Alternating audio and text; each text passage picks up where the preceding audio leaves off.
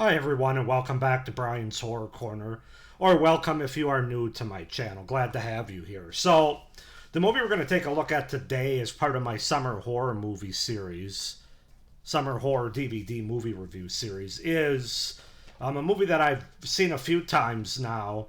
I kind of have a story with it, and that movie is The Hills Have Eyes, the remake from 2006, not to be confused with the original from 1977. So yeah, I got this on DVD. It's got a slipcover, which I'm not crazy about because of obviously I got it off of eBay, and it's got this sticker on it that I've tried to rip off. But if I rip it off, I'm gonna rip the slipcover here. So I'm just gonna show it this way instead of having the slipcover on here. So The Hills Have Eyes from 2006, the unrated version, the version to die for, as the tagline says. Excuse me. This is a movie that I saw back in 2006. I rented it. It came out in 2006. So I must have rented it like right after it came out on video. And I've rented it a few times, probably in the next 5 or 6 years thereafter. Because it's a movie that you remember. It's a very memorable movie, a very disturbing movie in a lot of ways. And in my opinion, it's superior to the 1977 original by Wes Craven. The original Hills Have Eyes. Sorry, I can't talk sometimes. So I'll just go ahead and get into why. But it is a movie that I have a long history with. Since the time that it came out. I didn't see it at the theater, as I said, but I did rent it several times.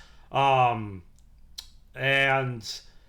it does everything that a remake needs to do to be successful. And so let's just go ahead and get into it. So The Hills Have Eyes is a 2006 American horror film directed by Alexandre Aja and co-written by Aja and Gregory, I'm going to butcher this last name, Levasseur in their English language debut. It is a remake of Wes Craven's 1977 film of the same name. It follows a family that is targeted by a group of cannibalistic mutants after their car breaks down in the desert. So simple enough premise. So the movie opens with retired detective Big Bob Carter and his wife Ethel, who are traveling from Cleveland to San Diego through the New Mexico desert for their silver wedding anniversary. With them are their 3 children, Lynn, Brenda, and Bobby. Lynn's husband, Doug, and their baby daughter, Catherine, and their 2 German shepherds, Beauty and Beast.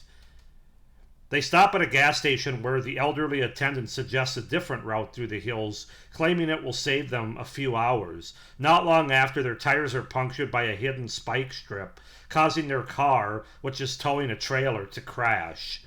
Bob and Doug set off in opposite directions to find help, while the rest of the family stays by the trailer. Beauty escapes, and when Bobby chases her into the hills, he finds her butchered. Horrified, he flees back to the trailer but falls off the hill on his way, knocking himself unconscious. A timid yet kind-hearted girl named Ruby protects him from their brother, Goggle. Meanwhile, Bob arrives back at the gas station where he finds newspaper clippings detecting various disappearances in the area after recent nuclear tests of a missing town. At a mining town by the U.S. government, causing the mutants deformities as well as a bag of what deduces to be valuables of missing victims. He confronts the attendant, who then commits suicide. Bob attempts to flee in an abandoned car, but is subdued by the mutant leader, Papa Jupiter.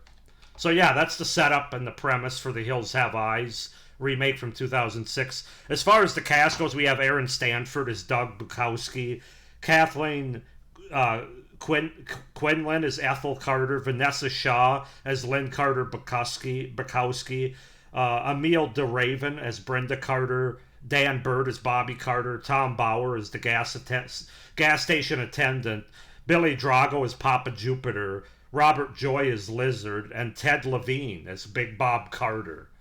So yeah, that's the setup, the premise, and the cast for the remake of The Hills Have Eyes from 2006. As I said, this is a superior cut of the movie for my money. I have seen the original 1977 version. I actually only saw it within the last few years here. I think I watched it on Netflix or Shudder probably. I don't own it. I don't have it in my collection. And it's certainly not a bad movie. I like it well enough for what it is, but it's certainly not as memorable as this movie, as the remake is, for several reasons, which I'll get into here with my pros. But I am a Wes Craven fan, obviously, and I do like the original movie. But this one is superior, in my opinion. So why is that? Well, let's start with the pros, or the things that I like about this movie. The movie does everything right when it comes to remaking a classic horror movie. It keeps the same beats and tone of the original movie, so not to offend anybody that's a big fan of that movie. You can still follow along like it's the original movie. However, it's not a shot-for-shot remake.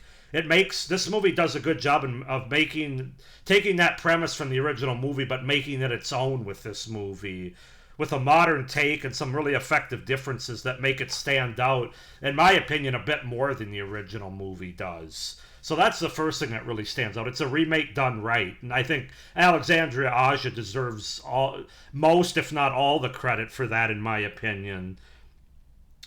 And on that point, it's a very well-directed movie by Alexandre Aja, especially the cinematography and the camera work. You know, he makes this what could be a desert setting, because you're just looking at hills and very bland colors of these hills and desert area.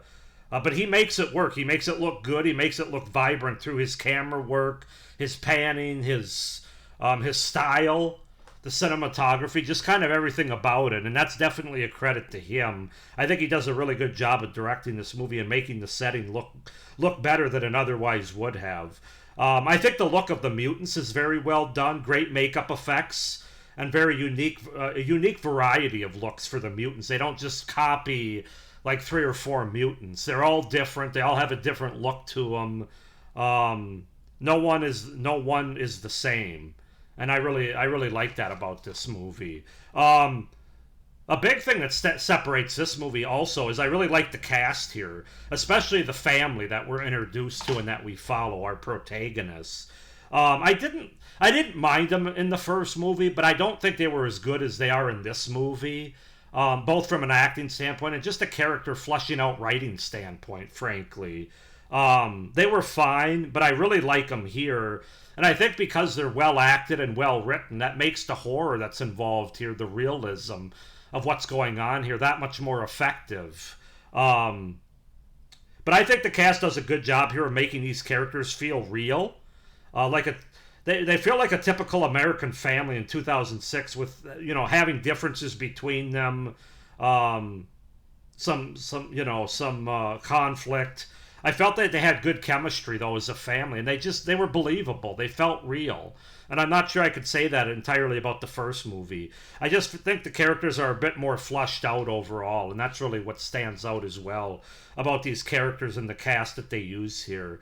Of course, you have the great Ted Levine as Big Bob Carter, who's not in the movie a whole lot, but he certainly has his place in the movie. His character is not one of the more fleshed out ones. He's clearly like a, ex-military, ex-cop, American flags and guns. Not that those go together, but I'm just saying he's very not afraid to confront things. Very a manly man, especially back in the day, whatever that term means. So he's in here. Kathleen Quinlan is in here, who we've seen in lots of other things. Aaron Stanford, obviously, I know best from the X-Men movies as Pyro. Vanessa Shaw, she's in here. I know her best from Hocus Pocus, probably the original. But I think everybody does a good job here. I really do. So that's a big plus for this movie. The trailer, you got to talk about the trailer attack scene, of course. It's so much more effective here because of the fact that these characters are more fleshed out, and the acting and the cast that's involved here.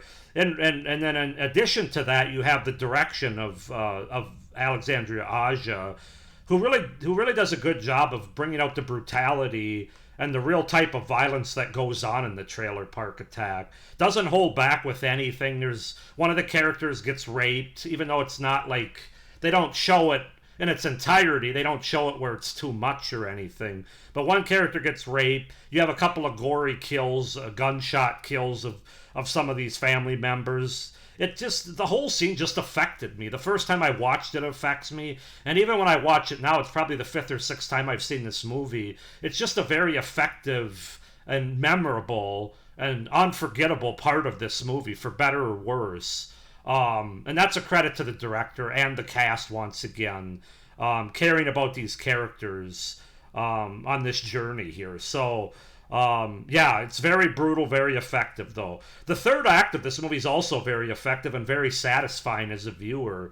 Because as opposed to the first movie, I think you get more here in the third act. I think you get some more cathartic revenge kills. I think you get some more fleshed out and differences in that third act. Where in the original movie, it was all about the caves. That's really where these mutants dwelled in. And here they introduce this small community, this small like housing community, where you have these mutants living here based on the fact that there was not atomic but nuclear testing by the government back in the day, and these families refused to leave, and so as a result they're mutated by the radiation.